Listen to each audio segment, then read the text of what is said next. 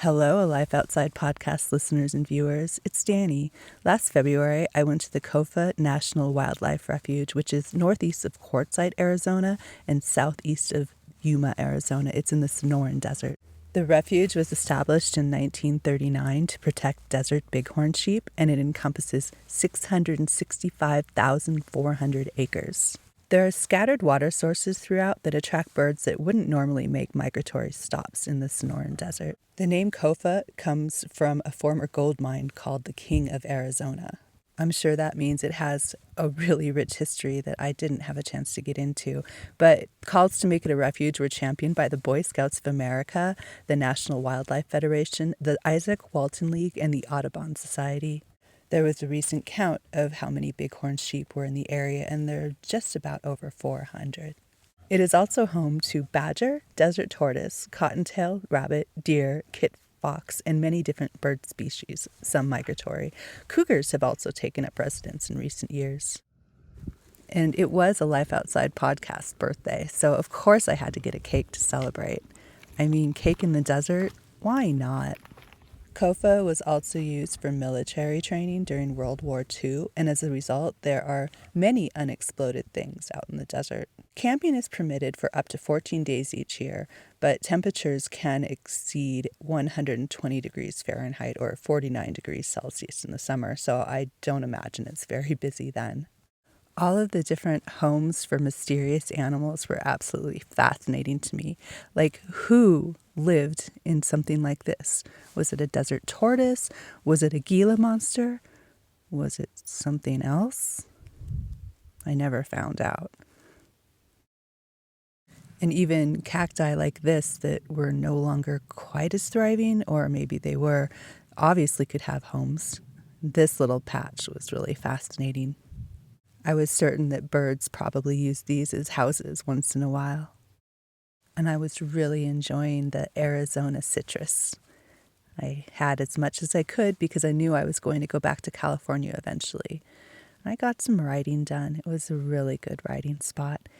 And yoga. I tried to do yoga when it wasn't windy, of course. After having traveled and existing in windy conditions, even though they were sunny in the Mojave, it was really nice to have some calm days and warmer days as well as nights. If you're thinking to yourself that there's way too many shots of ocotillo, you're right, but they're a plant that I absolutely love. It's probably one of my favorite, if not my favorite, desert plant. The person that I was traveling with had been told by somebody else that the Palm Canyon hike was worth it. So we drove further into the canyon in the refuge and found a spot about 1.5 miles away from the hike and then walked up into it. It's a 1/2 mile from the trailhead one way to the Palm Canyon. They're hidden palms. It's neat. It's called a short but strenuous hike. I would just call it short, but I'm glad that we did it. I kind of wanted to continue further up and climb, but we didn't, and that was okay. I was definitely living for the sunsets and sunrises and was happy to take a walk each evening to wander around the reserve and see the different beautiful things and interesting things that I could find. It was a really peaceful place, and I think that anyone should go if they have the chance. But go and stay for a bit. Watch the sunsets and the moon rises. I don't think that there was a disappointing sunset or sunrise while I was there. Not that any sunrise or sunset should be called disappointing, but they were pretty spectacular and peaceful.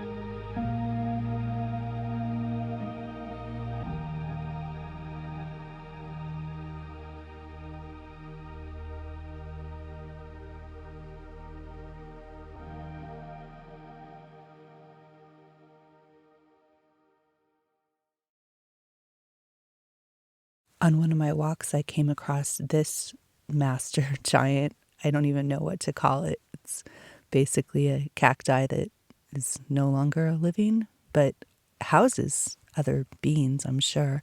I was fascinated by it. And I don't know, it looked like a warrior, a true desert warrior.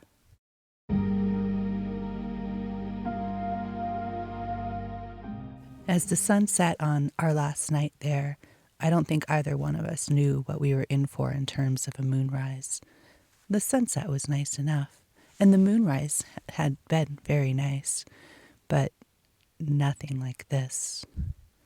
It was unbelievable, unlike anything I'd ever seen before. I'm really glad that I got to be there for it.